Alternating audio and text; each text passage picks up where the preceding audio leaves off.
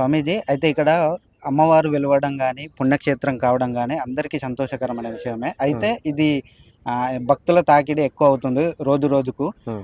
So, దానికేమన్నా ఏర్పాట్లు చేస్తున్నారా? లేదు అంటే ఇప్పుడు గుడి నిర్మాణం ఎప్పుడు అంటే దానికేమన్నా ప్రణాళిక సిద్ధం చేశారా? అంటే ఏమన్నా మంచి రోజులేమన్నా చూశారా?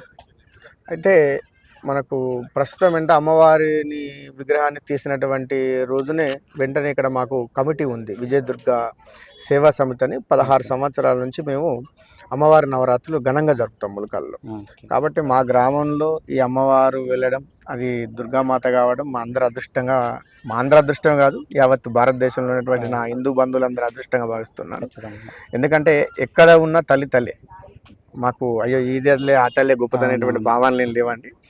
అయితే ఆ భావనతో ఏం చేసామంటే ఆ తల్లికి వెంటనే మేము విజయదుర్గ అనేటువంటి నామకరణాన్ని చేసాం. ఓకే. ఆ మహానుభావులు వెళ్ళేటువంటి క్రమంలో ఏం చెప్పారంటే, కృష్ణా నది ఒడ్డున మనకు ఆ దుర్గమ్మ, గోదావరి నది ఒడ్డున ఈ దుర్గమ్మ, ఇది ఒక మహాపుణ్యక్షేత్రంగా ఆ దుర్గమ్మ లాగానే ఇది కాబోతుంది అనేటువంటి ఒక మాట చెప్పడం మాకు సంతోషకరం అనిపించేది. అసలు మేము ఎవరం కూడా ఊహించలేదు. ఎందుకోసం అంటే మొదటి రోజే ఒక 3000 మంది వచ్చారు అమ్మవారిని తీసేటువంటి సందర్భంలో. రోజు రోజుకు దాదాపు కొన్ని వేల పైనే భక్తులు అమ్మవారిని దర్శించుకుంటారు. ఈ క్రమంలో ఏం చేస్తామంటే రెండవ రోజు నుంచే ఇక్కడ మొత్తం మా దగ్గర ఉన్నటువంటి కమిటీకి సంబంధించినటువంటి కొంచెం ధనం ఉండే. ఆ ధనంతోనే మేము ఏం చేస్తామంటే భక్తులు ఎవరిని కూడా అడగలేదు ఇంతవరకు. ఆ ధనంతోనే మేము ఇక్కడ ఉన్నటువంటి పందిర్లు కానీ, వాళ్ళకు వచ్చేటువంటి భక్తులకు నీటి సౌకర్యం కానీ ఇబ్బంది కలగకుండా నిత్య ప్రసాద వితరణ కూడా భక్తుల యొక్క సహకారంతో వాళ్ళు ఇచ్చినటువంటి మరి ధనంతో కానీ వస్తువులతో కానీ నిత్య ప్రసాద వితరణ అనేటువంటి జరుపుతూ ఉన్నాం. అదేవిధంగా అమ్మవారిని పెట్టినటువంటి 3వ రోజు నుంచి కూడా ఒక 9 రోజుల వరకు కూడా ఈ దక్షిత డెవలపర్స్ వాళ్ళు అన్నదానం కార్యక్రమం కూడా నిర్వహించారు, దంపతులు ఇద్దరు కూడా.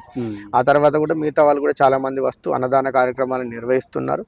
ఇక్కడికి వచ్చేటువంటి భక్తులకు మేము సౌకర్యాలు కల్పించేటువంటి విషయంలో కూడా ఏమాత్రం కూడా మేము తగ్గట్లేదు. ఎందుకంటే ఇక్కడ అమ్మవారు వెలిసాది అనేటువంటి భక్తితో వస్తున్నాం. కాబట్టి ఆ భక్తిని, అమ్మవారి పైన ఉన్నటువంటి నమ్మకాన్ని కాపాడడానికి మేము మా వంతుగా సాయశక్తిలో కూడా వాళ్ళకి సౌకర్యాలను ఏర్పాటు చేస్తున్నాం. రెండవ విషయం ఏంటంటే ఇక్కడ ఎటువంటి డబ్బులు కానీ, టోకెన్స్ కానీ, టికెట్స్ కానీ అటువంటి ఏమీ లేదు. ఇక్కడ విఐపి ప్రత్యేక దర్శనాలు కూడా ఏమీ పెట్టలేదు. ఎందుకంటే అందరూ సమానమే అనేటువంటి భావనతోని మేము ముందుకెళ్తున్నాం. అందరికీ సర్వదర్శనం అనేటువంటిది కల్పిస్తూ ఉన్నాం ఇక్కడ మేము. అయితే దేవాలయ నిర్మాణం విషయంకి వచ్చేసరికి ఇప్పుడు మనకు మూఢం ఉంది కదా. కాబట్టి ఈ మూఢం అయిన తర్వాత ఫిబ్రవరి నెలల్లో లాస్ట్ వీక్లో కానీ లేదా మార్చిలో కానీ అమ్మవారి యొక్క దేవాలయ నిర్మాణానికి శంకుస్థాపన కార్యక్రమం అనేటువంటిది భక్తులందరి యొక్క సహకారంతో చేసి మనకు పూర్తిగా అమ్మవారి దేవాలయాన్ని రాతి దేవాలయంగా నిర్మాణం చేయాలనేటువంటి సంకల్పంతో మేము ఉన్నాం. ఆ సంకల్పాన్ని కూడా మన భక్తులందరూ నెరవేర్చుతారనేటువంటి నమ్మకం మాకున్నది. ఓకే. ఇప్పుడు గుడి నిర్మాణం చేసేటప్పుడు మళ్ళీ ఆ స్వామీజీ వారు మళ్ళీ వస్తా అన్నారా? లేదు అంటే ఈ నిర్మాణం ఎవరి చేతుల మీదుగా నిర్వహిస్తారు? ప్రస్తుతానికి ఇప్పుడు అమ్మవారిని తీసినటువంటి రోజు నుంచి మొదలుకుంటే ఇప్పటి వరకు కూడా నా ఆధ్వర్యంలోనే, మా కమిటీ వాళ్ళ ఆధ్వర్యంలో, మా శిష్యుల యొక్క ఆధ్వర్యంలో జరుగుతున్నది. అయితే చివరిగా ఆయన గారు కారెక్కేటప్పుడు ఒక మాట అడిగాము, స్వామి మీరు దగ్గరుండి విగ్రహాన్ని తీపిస్తే మాకు నమ్మకం అనేది కూడా పూర్తిగా ఉండు కదా. ఎందుకంటే మీరు వెళ్తున్నారు కాబట్టి ఆ విగ్రహం వెళ్తుందా వెళ్ళదో మాకు ఒకటి అనుమానం పెట్టి వెళ్ళారు.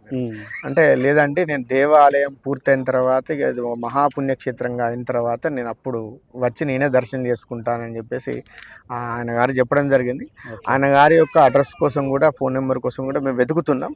ఒకవేళ దొరికితే మాత్రం తప్పకుండా ఈ శంకుస్థాపనకు కానీ లేదా దేవాలయ ప్రతిష్టాపనకు కానీ ఆ మహానుభావులందరినీ కూడా ఆహ్వానిద్దాం అనేటువంటి ఆలోచనలో ఉన్నాం. ఓకే.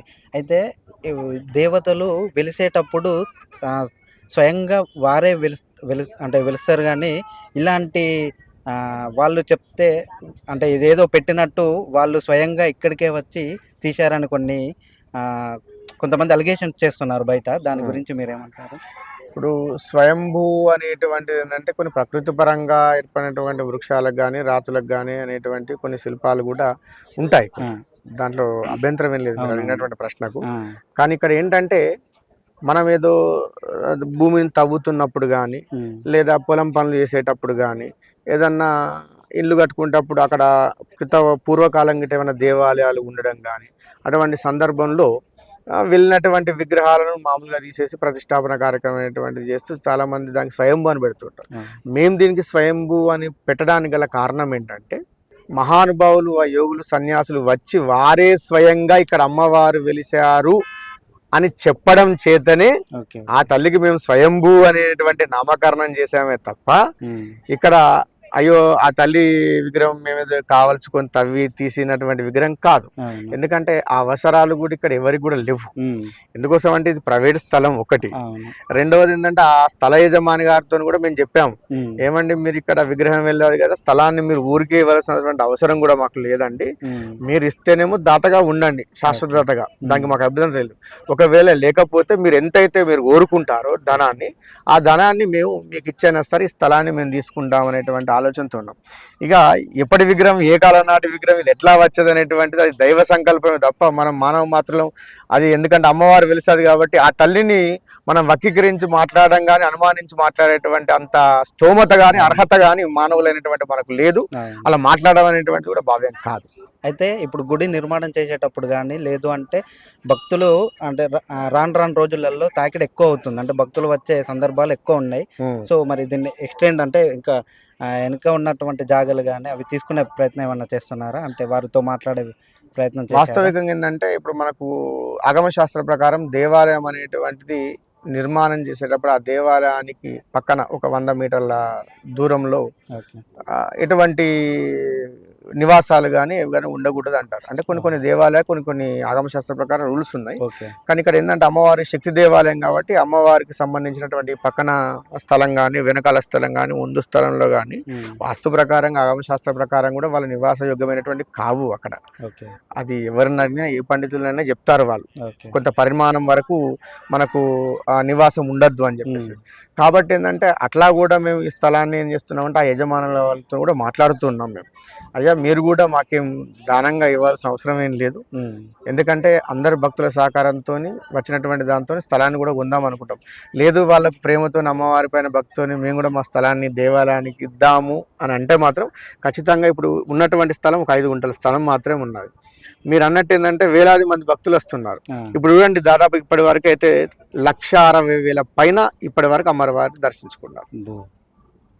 గొప్ప విషయం. అంటే ఈ ఉన్నటువంటి 28 రోజులు ఇక్కడ కూడా ఏంటంటే వచ్చేటువంటి భక్తులకు ఇబ్బంది కలగకుండా కూడా నిత్యం ఏంటంటే దాదాపుగా ఒక 15 నుంచి 20 కిలోల వరకు ప్రసాదాన్ని కూడా మేము తయారు చేయించి ఉచితంగానే పంపిణీ చేస్తున్నాం.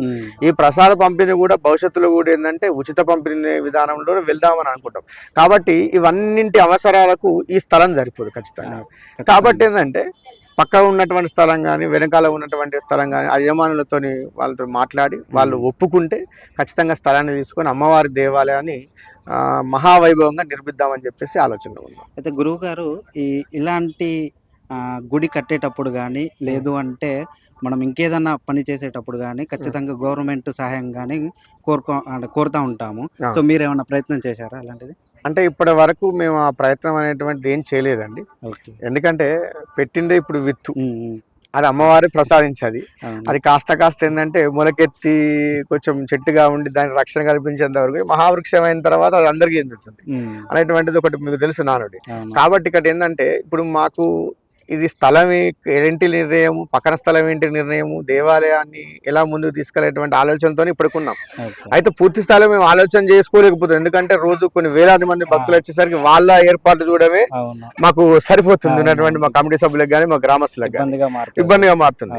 కాబట్టి ఏంటంటే ఖచ్చితంగా ఇప్పటి వరకైతే మాకు ప్రభుత్వం తరపు నుంచి కూడా మాకు ఇప్పుడు పోలీస్ డిపార్ట్మెంట్ తరపు నుంచి కావచ్చు, మా అక్కడ ఉన్నటువంటి ఎంఆర్ఓ గారి తరపు నుంచి కావచ్చు, మా స్థానిక ఎమ్మెల్యే గారి తరపు నుంచి కావచ్చు, మాకున్నటువంటి ఇక్కడ రాజకీయ నాయకుల తరపు నుంచి కూడా ప్రత్యేకంగా వాళ్ళు మాకు సహాయాన్ని అందిస్తున్నారు.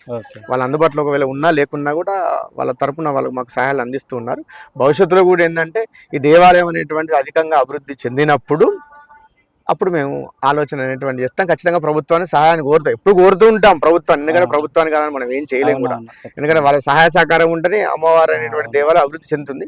ఇంకా వాళ్ళను మేము అధికారికంగా సహాయం అడగాలంటే కొంచెం సమయం పడుతుంది మాకు. ఓకే. అయితే గురువు గారు మొత్తం ఇప్పుడు మనం పనులన్నీ పూర్తి చేసిన తర్వాత సడన్ గా ఇప్పుడు గవర్నమెంట్ ఆధీనంలోకి తీసుకెళ్ళింది అనుకో, అప్పుడు మీరు ఎలాంటి చర్యలు తీసుకుంటారు?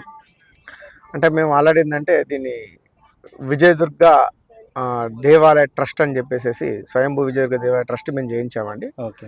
మొన్న 1 తారీఖు రోజునే మేము రిజిస్ట్రేషన్ చేయించడం జరిగింది. ఓకే. కాబట్టి ఏంటంటే వీలైనంత వరకు మా శాయశక్తులున్నంత వరకు దీన్ని మేము మోస్తాం. ఓకే. ఎందుకంటే అమ్మవారు మాకు వరంగా ఇచ్చారు, అవునవును. అది మేము అదృష్టంగా భావిస్తున్నాం. ఉమ్. ఈ అదృష్టాన్ని ఏంటంటే ఇప్పుడు ఏదో స్వార్థం కోసం ఆలోచన భావన ఇక్కడ మా గ్రామస్తులకు కానీ ఇక్కడ ఉన్నటువంటి మా కమిటీలకు కానీ ఎవరికి లేదు. ఓకే. ఎందుకోసం అంటే ట్రస్ట్ అనేది పెడితే మీకు తెలుసు ట్రస్ట్ గురించి. అవును. ఇందులో వచ్చేటువంటి ప్రతి ఒక్క రూపాయి అమ్మవారి సేవకే వినియోగించబడాలి. ఓకే. అమ్మవారి భక్తులకు అన్ని రకాలుగా సౌకర్యాలు కల్పించాలి. రేపు భవిష్యత్తు రోజుల్లో కూడా అన్ని రకాలైనటువంటి సేవలు మేము అందించాలనేటువంటి సంకల్పంతో మేము ఈ ట్రస్ట్ను ప్రారంభం చేశాం. కాబట్టి ఒకవేళ మా వల్ల కాకపోతే అప్పుడు మేము ప్రభుత్వాన్ని సహాయం కోరి వాళ్ళకు అప్పగించే ప్రయత్నాన్ని మేము చేస్తాము. ఇప్పుడైతే ఆలోచన అనేటువంటిది మాకేం లేదండి, ఎందుకంటే మేము కొంచెం సేవ చేసుకోవాలిగా మా అమ్మవారి గురించి. అవునవును, ఖచ్చితంగా. అయితే ఇంకోటి గురువు గారు, ఇక్కడ ఇప్పుడు అమ్మవారు వెలిసిన సందర్భంగా కొబ్బరికాయలు కావచ్చు, లేదు అంటే క్యూ లైన్లో రావడానికి టికెట్స్ కానీ ఇవన్నీ నిర్ణయించే అధికారం అంటే మీరు ప్రధాన అర్చకులుగా ఇక్కడ ఉన్నారు, సో మీరే నిర్ణయిస్తారా, లేదు అంటే మీకు ఏమైనా కమిటీస్ సభ్యులు తీసుకున్న నిర్ణయం మీద మీరు కట్టుబడి ఉంటారా? మా సంకల్పం ఒకటేనండి, ఎందుకంటే ప్రతి భక్తునికి అమ్మవారి దర్శనం అనేటువంటిది మనకు ఉచితంగా ఉండాలి. ఇప్పుడు చూడండి, ముస్లిమ్స్ వాళ్ళకు దేవాలయాలకు వెళ్ళినప్పుడు వాళ్ళ గుడిలోకి వెళ్ళినప్పుడు ఎటువంటి టోకెన్లు టికెట్స్ ఉండవు. క్రిస్టియన్స్ కూడా వాళ్ళ దేవాలయాలకు వెళ్ళినప్పుడు ఎటువంటి టోకెన్ టికెట్స్ కూడా ఉండవు. ఇక్కడ కూడా మా అమ్మవారి దేవాలయం కానీ మా హిందూ సాంప్రదాయంలో ఉన్నటువంటి దేవాలయాలు కూడా అదే పద్ధతిలో ఉంటుంది, కల్పిస్తుంటారు భవిష్యత్తులో, నాకు తెలుసు. అదే విధంగా మా దగ్గర మాత్రం మేము ఏమనుకుంటున్నామంటే ఎటువంటి టోకెన్స్ అనేటువంటి మేము పెట్టదలుచుకోలేదు. ఎందుకంటే ప్రతి ఒక్కరూ ధర్మ దర్శనమే చేసుకోవాలి. ఎందుకంటే వాళ్ళు ఎక్కడి నుంచో పాపం శ్రమపడి అమ్మని వస్తున్నప్పుడు దానికి వచ్చేటువంటి వాళ్ళకు మేము టికెట్ పెట్టడం అనేటువంటి కరెక్ట్ కాదు. భగవంతుని చూడడానికి ఏ టికెట్ అవసరం అండి? ఎవరి పర్మిషన్ అవసరం అండి? ఎవరి పర్మిషన్ అవసరం లేదు, ఎవరైనా దర్శించుకోవచ్చు. ఇక కొబ్బరికాయలు కొట్టడానికి కొనుక్కున్నది వాళ్ళు, అమ్మవారికి దండం పెట్టేది వాళ్ళు, కొట్టేది వాళ్ళు. అక్కడ మధ్యలో ఏంది అమ్మవారు, అక్కడ ఉన్న రాయి కొట్టడానికి, అంతే. మధ్యలో మేమెవరు? కాబట్టి ఇటువంటి ఆలోచనలు లేవు, భవిష్యత్తులో కూడా మాకుండవు. అయితే ఇంకోటి గురువు గారు, మామూలుగా ఇప్పుడు దక్షిణ కోసం మీరు సహాయం కోరుతూ ఉంటారు, అంటే మామూలుగా హారతి ఇచ్చేటప్పుడు కానీ లేదంటే హుండీ లాంటిది ఏమన్నా పెట్టే ప్రయత్నం ఏమన్నా చేస్తున్నారా? ఖచ్చితంగా అండి. ఇప్పుడు మామూలుగా ఏంటంటే ఏ దేవాలయంలోనైనా సరే హుండీ అనేటువంటి ఒకటి ఉంటుంది. ఇక్కడ మాకు కూడా ఏం చేసామంటే మేము కూడా హుండీని పెట్టాం. ఈ హుండీలో వచ్చినటువంటి ఆదాయం కానీ, రెండవది ప్రస్తుతానికి మన నిత్య ప్రసాదానికి ఇచ్చేటువంటి డబ్బులు కానీ ఏవి దేనికోసం వస్తున్నాయో మేము దానికోసం వినియోగిస్తున్నాం. ఇప్పుడు నిత్య ప్రసాదానికి అనేటువంటిది భక్తులు ఇచ్చినటువంటి డబ్బు సరిపోదు. ఎందుకోసం అంటే రోజు కొన్ని వేలాది మంది భక్తులు వస్తున్నారు, వాళ్ళకు నిత్య ప్రసాదం చేయాలన్నా, ఇప్పుడు ఇవన్నీ ఏర్పాట్లు చేయాలన్నా కూడా ఇప్పటి వరకు మేము ప్రభుత్వాన్ని, మీరు అన్నారు ప్రశ్న, ప్రభుత్వాన్ని సహాయం కోరుతాను అంటే కోరుతాము, దానిలో సందేహమే లేదు. కానీ అప్పటి వరకు అయితే మేము కొన్ని సౌకర్యాలు అంటూ నెరవేర్చాలంటే ఇప్పుడు మా దగ్గర ఉన్నటువంటి డబ్బు కావచ్చు, రెండవది ఏంటంటే భక్తులు ఇచ్చినటువంటి విరాళాలు కావచ్చు, వాటిని తీసుకొని వాళ్ళ సౌకర్యాల కోసం మేము ఉపయోగిస్తున్నాం తప్ప ఇక్కడ ఎవరి స్వార్థం కోసం అనేటువంటిది ఉపయోగించడం జరగట్లేదు. గురువుగారు, మీరు ఇంతకుముందు ఒక దేవాలయాల్లో ప్రధాన అర్చకులుగా ఉన్నారు, మళ్ళీ ఇక్కడికి వచ్చి ఇక్కడనే అంటే పూర్తిగా ఇక్కడనే ఉంటారా, లేదు అంటే ఇక్కడ మీరే ఉంటారా? ఇక్కడ ఎవరినైనా ఏర్పాటు చేసే ప్రయత్నం ఏమైనా చేస్తున్నారా? వాస్తవికంగా ఏంటంటే మాకు ఇంతవరకు కూడా ఏ దేవాలయం అనేటువంటిది లేదు. ఓకే. మాకు వేద పాఠశాల ఉన్నది, మాకు గాయత్రి విశ్వకర్మ శారదా పీఠం ఉన్న నాన్నగారి పీఠాధిపతులు. కాబట్టి మేము ఉచితంగానే వేద విద్య నేర్పిస్తున్నాం. ఇప్పటి వరకు కొన్ని వందలాది వేలాది దాటారు, దాదాపు ఒక 1000-2000 మంది అయ్యారు. ఈ 2000 మంది పైన ఉన్నటువంటి శిష్యులకు ఉచితంగా భోజన వసతి కల్పిస్తూ, ఎటువంటి ప్రభుత్వ సహాయ సహకారం లేకుండా మేము స్వతహాగానే వాళ్ళకు విద్య నేర్పిస్తూ వాళ్ళందరికీ జీవనోపాధిని మేము కల్పించాం. కాబట్టి ఇంతవరకు ఆయా ప్రాంతాలకు, ఆయా రాష్ట్రాలకు వెళ్ళి కార్యక్రమాలు చేస్తున్నామే తప్ప ప్రత్యేకించి ఒక దేవాలయం అనేటువంటి నిర్ణయం లేదు, దేవాలయం నిర్మించుకోలేదు, ఇక్కడ చేయడం అనేటువంటి లేదు. ఎందుకంటే మా దగ్గర నేర్చుకున్న పిల్లలే దేవాలయాల్లో ప్రధాన అర్చకులుగా ఉంటున్నారు. కాబట్టి ఇప్పుడు అమ్మ మాకు ఆ అదృష్టాన్ని కల్పించాలి. నేను ఒక రకంగా ఏంటంటే చాలా సంతోషంగా అనుకుంటున్నాను. ఎందుకోసం అంటే ఇన్ని రోజులు విద్య నేర్పించేటువంటి విధానంలో మేము ఉన్నాం, కార్యక్రమాలకు ఆయా రాష్ట్రాలకు, ప్రాంతాలకు వెళ్ళాం. కానీ ఇప్పుడు అమ్మ దగ్గరనే సేవ చేసుకునేటువంటి భాగ్యాన్ని మాకు కల్పించిందని చెప్పేసి మేము అనుకుంటున్నాం. ప్రత్యేకించి మాకు దేవాలయం అంటే వేరేం లేవు.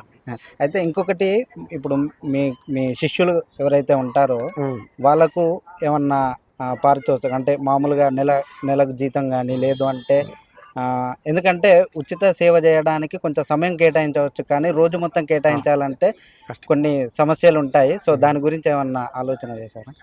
ఇప్పుడు ప్రధాన అర్చకుడిగా ఉన్నటువంటి నేను ఇప్పుడు ఇది నా గ్రామం కాబట్టి, ఓకే మా ఊర్లో అమ్మవారు వెలిసాది కాబట్టి ఓకే నేను ఎటువంటి జీతాన్ని కానీ ఏది కానీ నేను ఆశించడం లేదు. ఎందుకంటే అమ్మ నాకు కార్యక్రమాల రూపంలో కానీ నాకు వచ్చేటువంటి పాండిత్యంతో నాకు అమ్మవారు ఇంతవరకు నాకు జీవనోపాధిని ఇచ్చేది, అలాగే కొనసాగుతూ ఉంటుంది. కానీ ఇక్కడ ఉన్నటువంటి పురోహితులు ఏంటంటే వచ్చేటువంటి వేల మంది భక్తులకు మాకు పురోహితులు సరిపోవట్లేదు. అంటే అంతవరకు ఇద్దరినే పెట్టాం. ఇప్పుడు ఎట్లా ఉందంటే ఉదయం 6 నుంచి మొదలుకుంటే మళ్ళీ మధ్యాహ్నం 1 గంట వరకు ఒక ఇద్దరు పురోహితులు ఉంటున్నారు. మళ్ళీ 1 గంట నుంచి రాత్రి 8 గంటల వరకు ఇద్దరు పురోహితులు ఉంటున్నారు. అంటే ఒక్కొక్కరు ఇక్కడ 6-7 గంటల పాటు వాళ్ళు నిల్చొనే పాపం వాళ్ళు చేయాల్సి వస్తుంది తమ యొక్క వృత్తి ధర్మాన్ని. అటువంటి క్రమంలో ఏంటంటే 1 రోజు 2 రోజులు అంటే ఎవరైనా సరే మనకు సహకరించడానికి ముందుకు వస్తారు, అది ఏ వ్యక్తి అయినా సరే. కానీ శాశ్వతంగా ఉండి అమ్మవారికి సేవ చేయాలంటే వాళ్ళకంటూ కుటుంబం ఉంటుంది, వాళ్ళకంటూ బాధ్యతలు ఉంటాయి కాబట్టి వాటిని కూడా మేము గమనించాలి. కాబట్టి మేము భక్తులు ఇచ్చినటువంటి ఈ ఉండిలో వేసేటువంటి కానుకలు ఏవైతే ఉన్నాయో వాటిని ఉపయోగించి ఇక్కడ అవసరాలకు కానీ, తర్వాత ఇక్కడ ఉన్నటువంటి పురోహితులకు జీతభత్యాలు కానీ, ఇక్కడ కొంతమంది పిల్లలు మనకు టెంపరీగా మనకు వర్క్ చేయడానికి ఉన్నారు, వాళ్ళకు సంబంధించినటువంటి జీతభత్యాలు కానీ అందులో నుంచి మేము కల్పించడం జరుగుతుంది ప్రస్తుతం ఉన్నటువంటి 20 రోజులలో. Okay okay